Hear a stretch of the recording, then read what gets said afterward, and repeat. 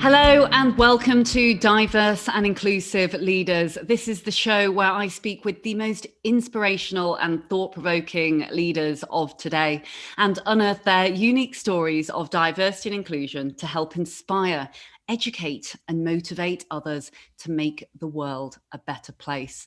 Today, I am thrilled to be joined by the superb Aki Hussain. Now, Aki has over 2 decades worth of professional experience across a number of industries, including banking, insurance, accounting, and he's currently the Chief Financial Officer for Hiscox PLC. Prior to joining Hiscox, Aki was the Chief Financial Officer for Prudential UK and Europe and has held a number of senior positions across the board within the financial services, telecoms and media sectors. He was also Finance Director for the Consumer Bank Division at Lloyds Banking Group, before which he was Finance Director for the Consumer Division of NTL, which is now called Virgin Media. Aki's also a chained accountant, having changed in his early days with KPMG. He's a first-class BA degree in accounting and finance from the University of Leeds, and he's also a fellow of the ICAEW. He sits on the board wearing a number of other hats on top of his day job for Visa Europe as an independent non-executive director and audit committee chair. Welcome to the show, Aki. Thank you, Leila, and I'm delighted to be here and somewhat flattered by being included in this group. Bless you, not at all. And I could have, to be honest with you, talked for probably 20 minutes about some of the amazing things that you've done through your wealth of experience within your career. But I think for some of the listeners who are tuning in today, be they CEOs and non-execs through to young, ambitious graduates, I wonder whether you could talk us through how you came to be in this position, wearing these multiple hats. And, you know, I guess, did you see yourself as well in this position when you were a youngster kind of growing up on that corporate ladder? I mean, that's a great question, Leila. I mean, to start with the last part of your question, no, I never imagined I'd be here. In fact, I did not know what here meant. I didn't know what a CFO was as I was growing up. I mean, my background is I'm a second generation British Pakistani. My parents came from Pakistan in the 1960s. I'm the youngest of 6 by some way. So my 4 brothers and sisters are quite a bit older than I am. We lived and we grew up in a small northern industrial town in Yorkshire, pretty far from the big smoke of London and financial services and so on. And frankly, as I was growing up, I had no idea. No idea what financial services, what CFO was, or indeed any idea of London, frankly. It was a very different upbringing. But I guess in those early days, the one thing that was drummed into me day in, day out by my father was education. He saw, as being a first-generation immigrant in the country, he saw education as the key to unlocking the future and potential. And I remember this was a long time ago. I think when I was about 10 or 11 years old, my father, who used to work in a textile factory in West Yorkshire, he took me along to an open day at his workplace. I remember it very clearly because, I mean, he didn't take me there because he was fantastically proud of where he worked and therefore wanted to show me what he did. He was taking me there as a lesson to say, this is not the place you want to end up, and that you want to work hard at school and end up in a different place. And I have to say, I totally ignored him because, you know, as you do, or I thought I did, but obviously some of that stuck at the back of my head.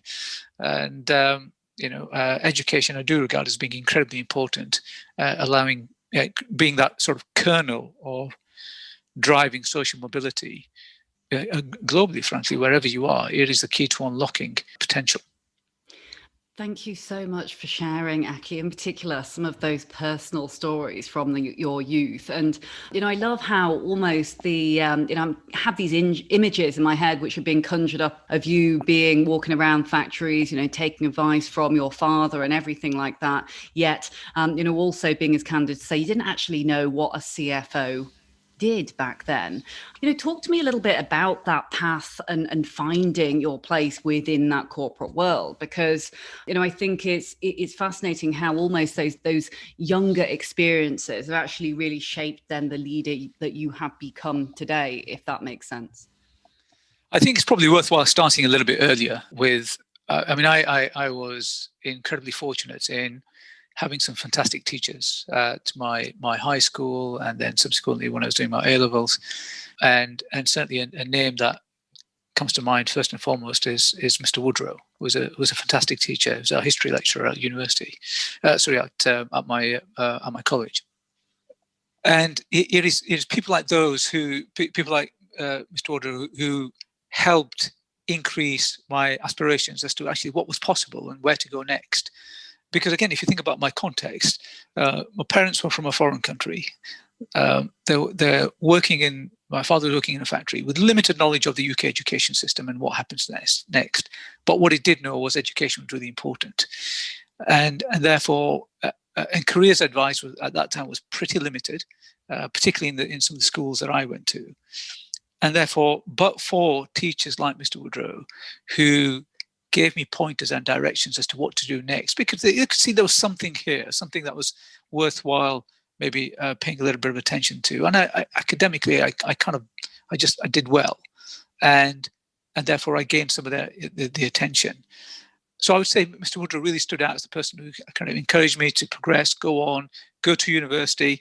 I have to say, when I went to uni, I had no idea what to do. I went and did a course because my friends were doing the course. And always a good reason. Absolutely. So I ended up doing accounting and finance, where I found I loved it. Really enjoyed it. And I have to say, even then, I had no clear idea of what I was going to do next. But for, again, going through the careers fairs at university, and certainly at that time in the 1990s, the big four, I think it might have been the big six at the time, the accounting firms, they had the most lavish stalls with the best looking people and so on. So you just attracted to them and you think, okay, I'm going to go there. And that's how I drifted into looking for an opportunity in that part of the economy. And fortunately, I was lucky enough to get a job with KPMG after an internship with them.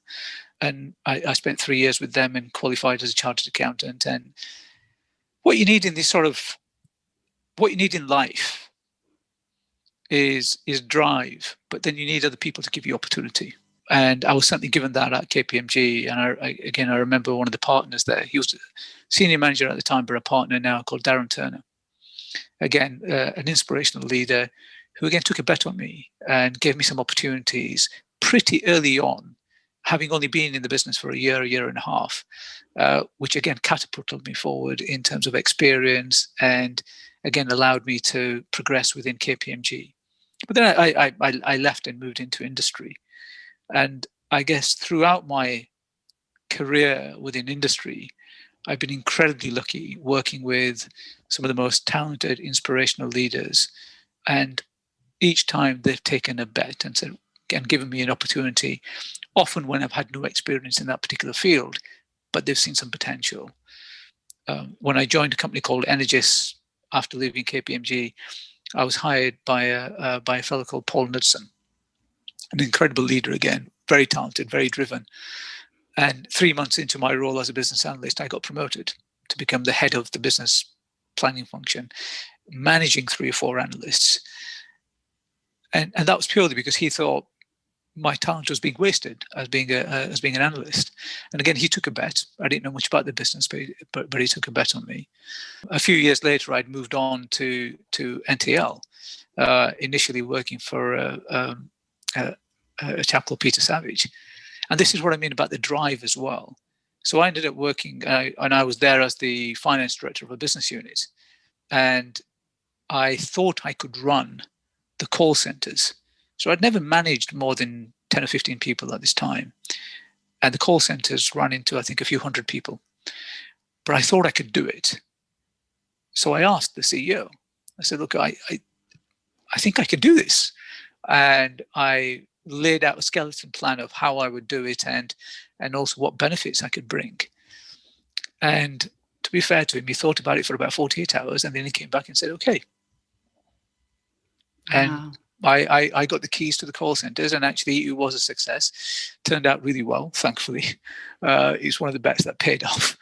I then ended again, but that increased my profile within the organization, and I got promoted and became. I got a job in the group function, and then eventually ended up working for a fellow called Aki Hussain, no relation, who was the CEO of the consumer division, and then he hired me in as his CFO.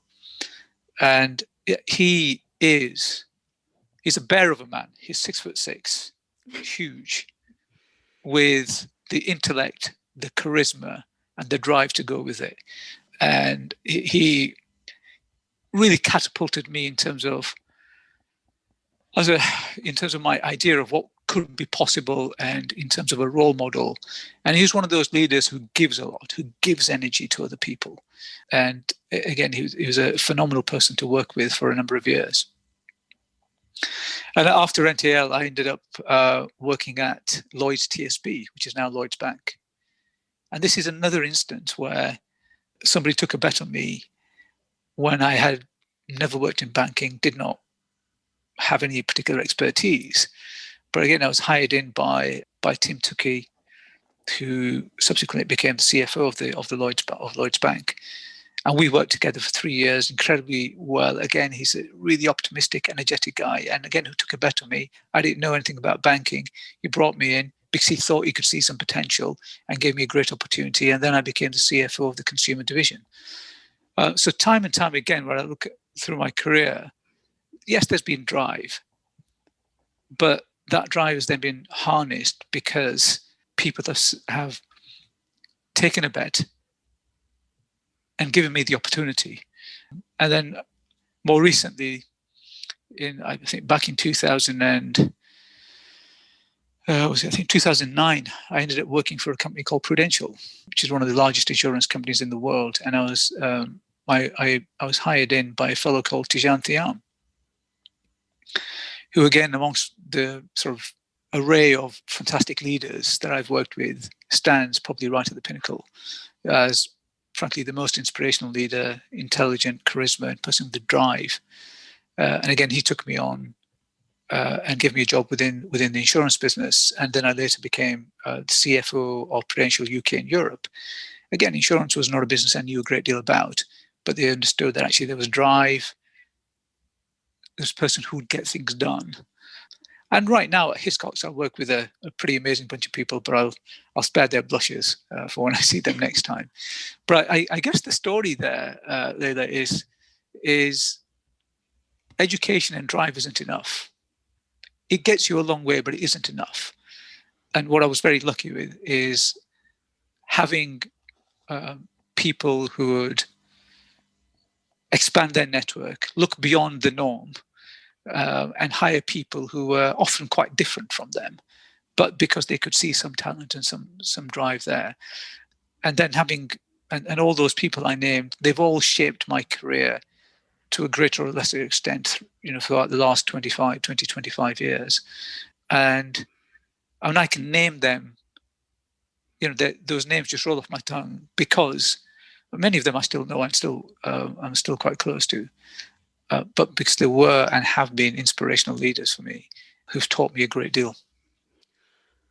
It is absolutely fascinating listening to some of the underlying themes almost throughout that linear journey that you have gone on over the years. And as you say, those leaders, whether they be even small things that they say, they're pieces that you take with you throughout your life, personal life, career, that you really come back to and kind of remember on. And it's really wonderful sometimes just to reflect on those moments, because when you're very, very driven, as you clearly are, Aki, I think you're always looking at what's next to come, but rarely is there that time of stopping and standing still to then reflect how far you have come up that mountain. But I'm going to come back to a couple of the pieces that you mentioned, if you don't mind, because what I thought was really, really interesting is there was a lot of modesty throughout what you were saying there, which is really nice. And I find very inspirational to hear from leaders who are in senior positions of power, who don't need to, frankly, be that modest.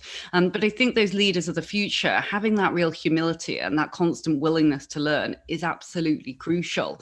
And I wonder, when you are kind of modestly talking, through the career and saying such and such gave me that chance, whether it was, almost the upbringing that you came from, and the background that you had that made you not expectant of being granted that opportunity immediately, or whether almost, clutched onto every opportunity, put your head above the parapet on a number of times and bravely then said, hey, why not? I'm going to step forward into that. And the reason why I mention that is because I know you're very passionate about social mobility. And this is absolute kind of living, wonderful proof that you really can come from that any background to go and work in, the bright shining lights of the corporate, so just, a couple of interesting observations there. And I wondered your take really, in particular with relation to that slightly unique upbringing and the social mobility piece. Well, Leila, I'd say being the youngest of 6 in a British Pakistani household keeps you pretty humble, right? Because as you know, in that sort of family, the hierarchy is by order of birth, right? So I'm at the bottom of that hierarchy, and when it comes to family matters, I would say I'm pretty rarely extended family and pretty rarely consulted, and that certainly keeps your feet on the ground. But was there a need to prove yourself, do you think, then? Because, and again, forgive me, I don't know loads about Pakistani culture, and I'd love to learn more about it, whilst we're talking about this. But was that, was that another kind of factor in it? I guess I do feel the need to prove myself, but more for me rather than for anybody else. And I guess this is part of the one of the, I think, key characteristics or attributes that one needs, I think, is that mixture of being humble and keeping your feet on the ground, but also having some belief that you can do things if people give you a chance, and therefore all you need is that chance. And that's certainly the way that I was brought up. I mean, I remember the words ring in my ears from when my father used to speak to me. His vision for me was always reach for the stars, right? But always keep your feet on the ground. Always look below you, because most people, even when we were, living up in Yorkshire in a terrace house, perfectly fine. His view was that there are many, many people that are just worse off, and therefore there's nothing wrong with aiming high, but always keep looking down. And that was something that he taught me from the beginning, and he stayed with me forever, and hopefully will stay with me forever. And that, I guess, is where certainly the humility comes from. But the desire to prove myself, that's also a part of me. And I think certainly when I look across, and I go back up to Yorkshire often, I've still got family there, and I look upon, I still, I'm, if not very close, but still closer than most to some of the communities there. One of the things that really can be sometimes disheartening is the amount of wasted talent. You can see the amount of talent that's there, but perhaps the belief isn't always there. Because for whatever reason, the belief isn't there, the role models aren't there. There is not an expectation that you can shoot for the stars, and that, I think, is not just a British Pakistani thing. I think that's more common amongst a particular socio-demographic rather than a particular ethnicity.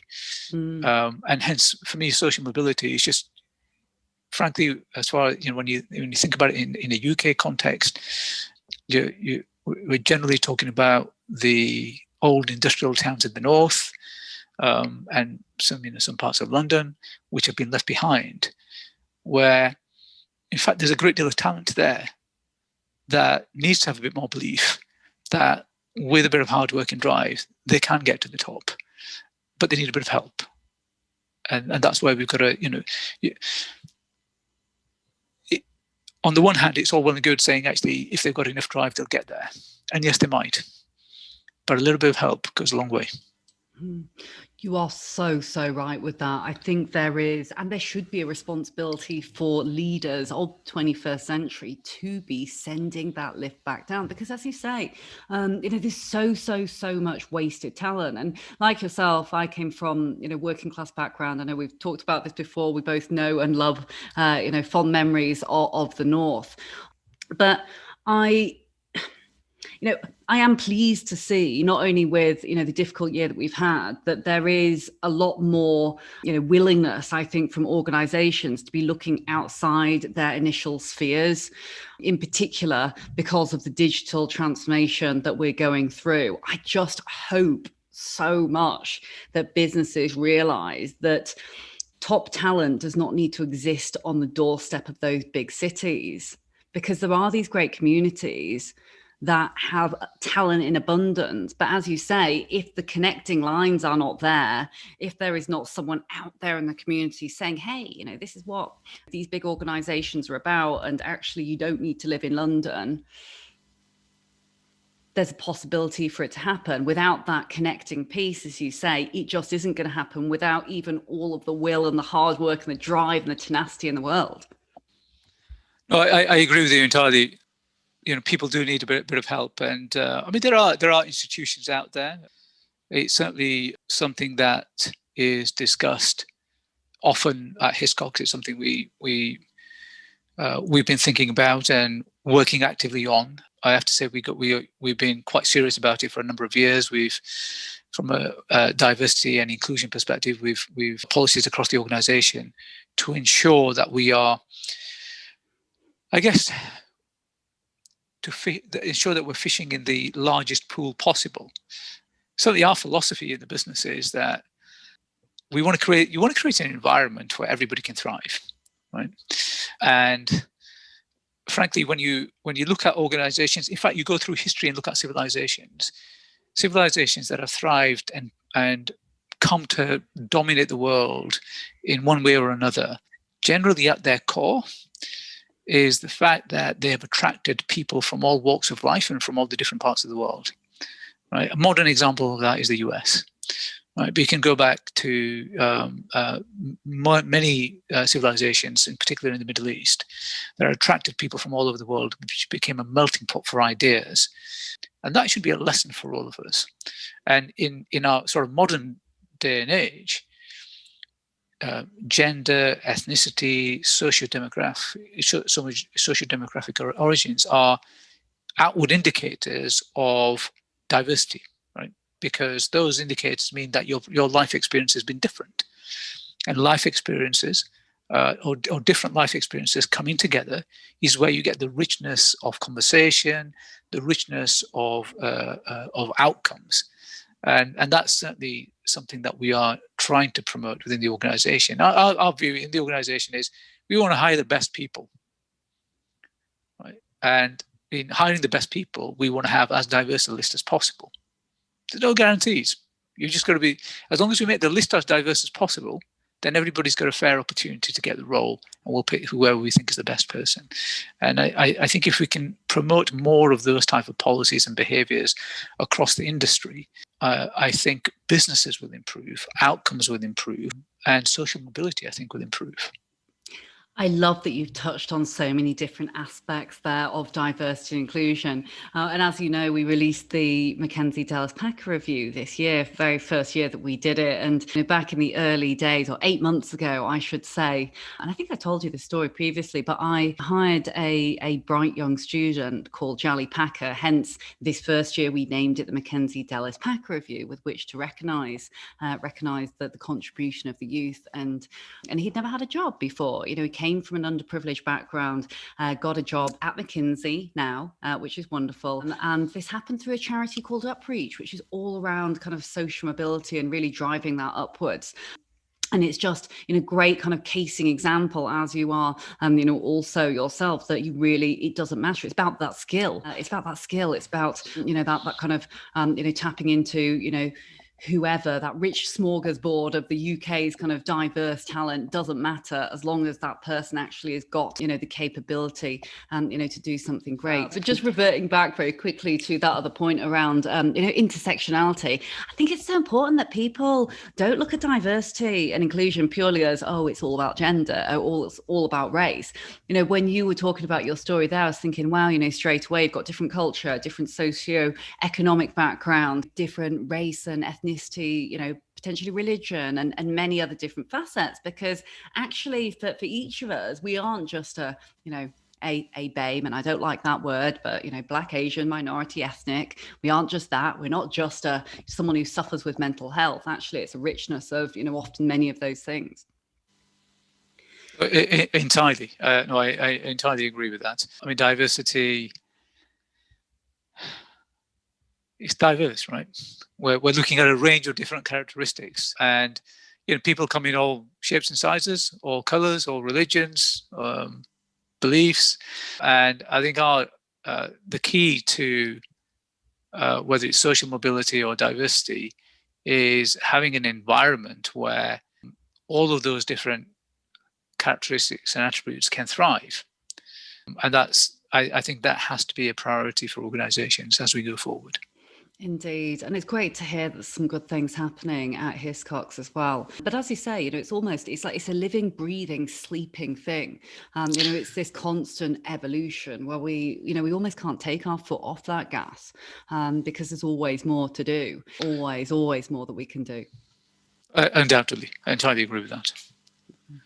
And before we run out of time, Aki, because I'm realizing that could actually chit-chat to you for probably another whole podcast, frankly. So I will move us on slightly and just head into, I guess, some of the key lessons. And I know we've not touched on a lot in terms of leadership, but I guess key lessons when it comes to, what you have learned over your time, and also, what diversity, inclusion, and belonging means to you personally. So I appreciate, as we've said, it means different things to different people.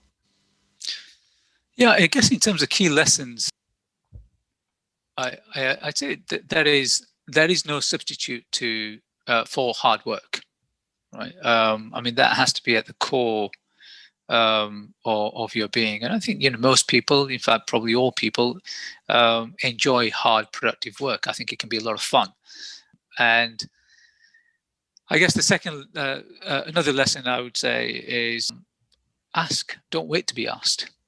Right.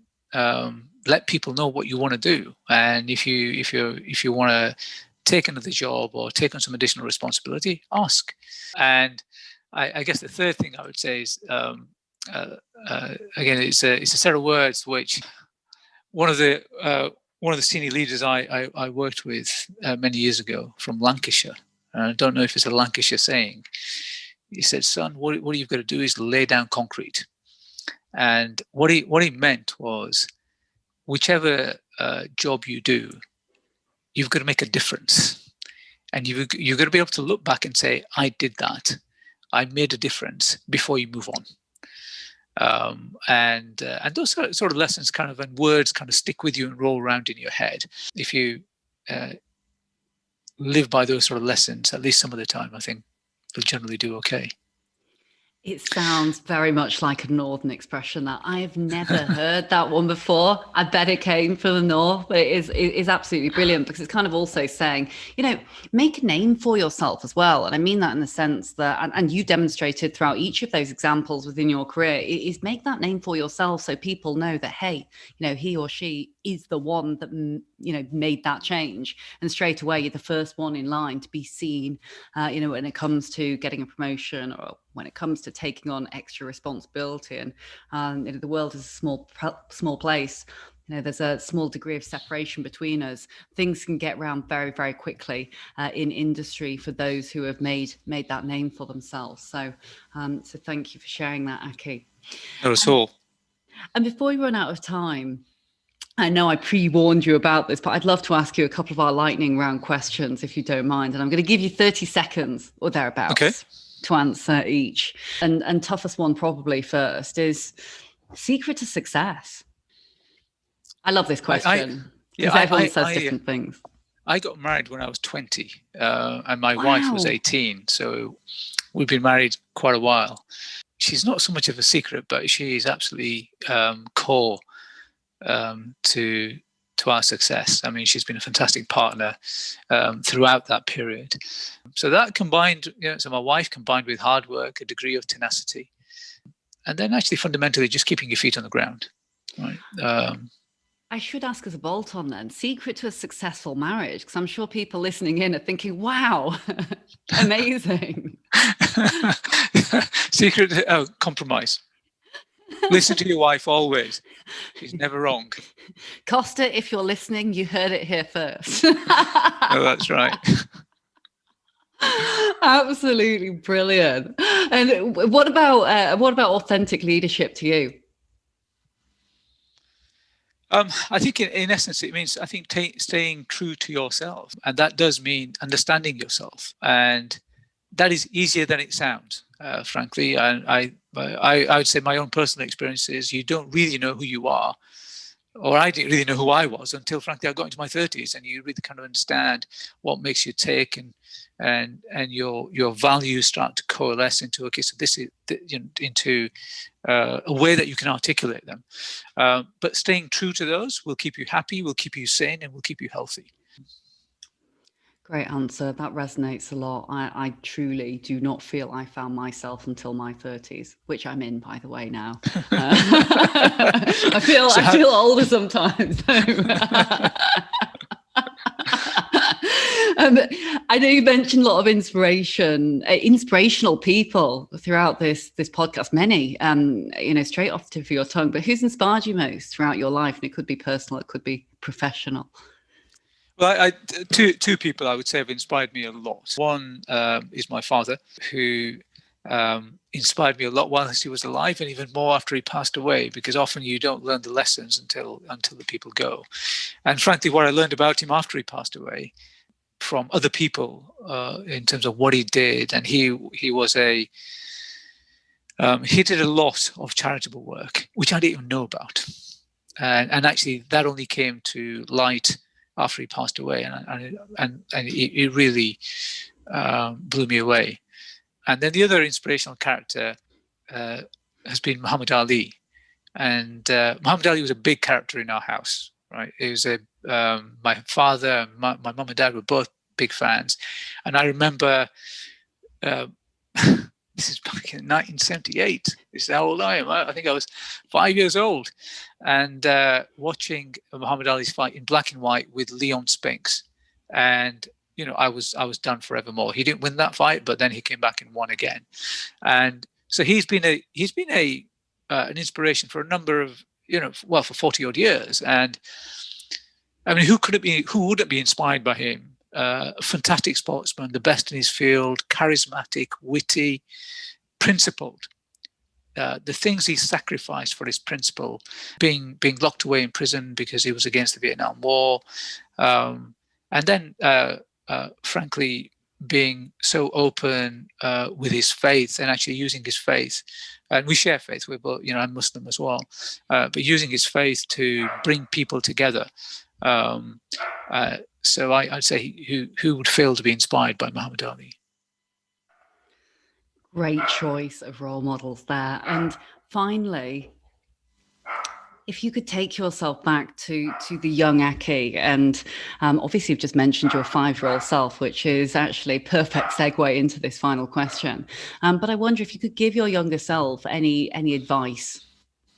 What would you say? Or indeed, it could be someone else who's in a similar position. They've come from a similar background, and they're about to embark on next stages into their life.